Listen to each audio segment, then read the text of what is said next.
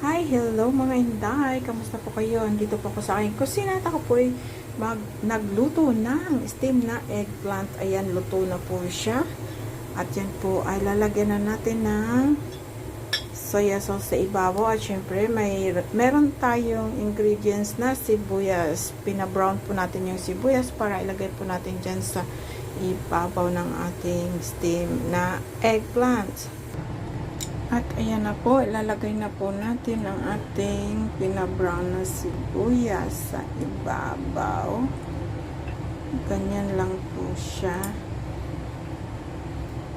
Tapos, syempre po, yung may kaunting mantika po yan. Ayan, ganyan lang po sa mga OFW na bagong dating po dito sa Hong Kong, ganyan lang po, gayahin nyo lang po. Ayan, ganyan. Tapos, ang ating soya sauce.